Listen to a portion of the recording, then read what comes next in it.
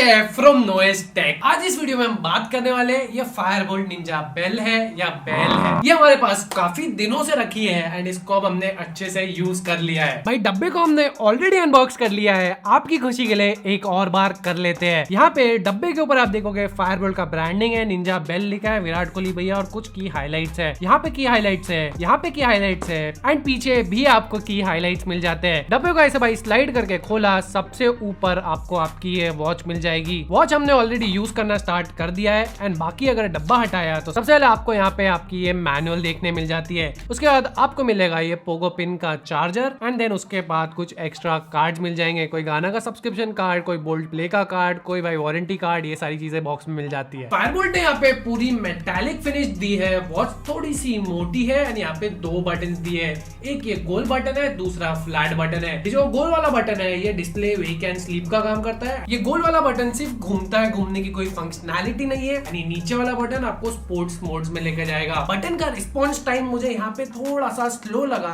कभी कभी अनोइंग हो जाता है। एंड यहाँ पे आप साइड में देखोगे तो आपको स्पीकर एंड माइक्स देखने मिल जाएंगे। स्ट्रैप का क्वालिटी भी मुझे यहाँ पे काफी डिसेंट लगा, 22 mm का स्ट्रैप है, कोई प्रॉब्लम यहाँ पे नहीं है। फायरबोल्ट ने यहाँ पे आपको दिया है IP68 की रेटिंग, जिसका मतलब भाई आप स्विमिंग विमिंग के लिए आराम से यहाँ पे जा सकते हो, कोई प्रॉब्लम नहीं है, इस वॉच को कुछ नहीं होगा। यहाँ पे आपको मिल जाता है 1.69 इंच का TFT डिस्प्ले, 240x280 का रेजोल्यूशन। ये डिस्प्ले में मुझे एक इशू लगा ब्राइटनेस का। यहाँ पे आउटडोर ब्राइटनेस इतनी ज्यादा अच्छी नहीं लगी मुझे, इंडोर में तो कोई प्रॉब्लम नहीं थी। यहाँ पे रेस टू वेक चेक करते हैं, चलो।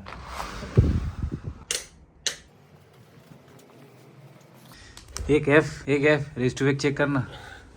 मेरा रेस टू वेक नहीं भाई, ये फायरबोल्ट की वॉच का थोड़ा सा स्लो है।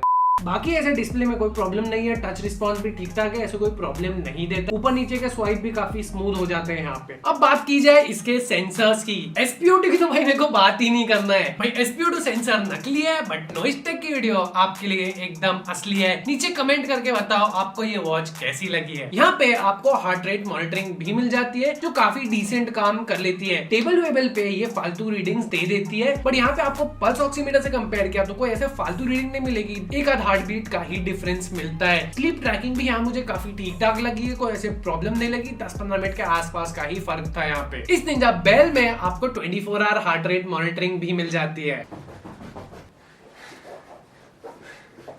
भाई 60+ स्पोर्ट्स मोड्स मिल जाते हैं, बहुत सारे। एंड स्पोर्ट्स मोड में जाने के लिए बस ये नीचे वाला बटन एक बार दबाओ, ये स्पोर्ट्स मोड में आ जाएगा। यहाँ आप देखोगे काफी सारे हैं एंड नीचे आपको एक प्लस का ऑप्शन मिलता है, जहाँ पे अगेन बहुत सारी अलग अलग कैटेगरीज मिल जाती है। जो भी आपको अच्छा लगे बस उसके अंदर जाओ और आपको और मिल जाएंगे। ऐसे भाई आपको भरपूर स्पोर्ट्स मोड यहाँ मिल जाते हैं। AI वॉइस असिस्टेंट का भी सपोर्ट मिलता है, alarm, music, stopwatch, timer, camera, ये सारे कंट्रोल्स यहाँ पे आपको देखने मिल जाते हैं। और उसी के साथ साथ फायरबोल्ट ने यहाँ पे 2 की जगह 3 गेम दिए, तो भाई अपना बच्चा मतलब अंदर का बच्चा जगाना हो तो भाई ये गेम्स खेल सकते हो। इस फायरबोल्ट निंजा बेल में आपको नकली सेंसर का मेन कारण है कॉलिंग।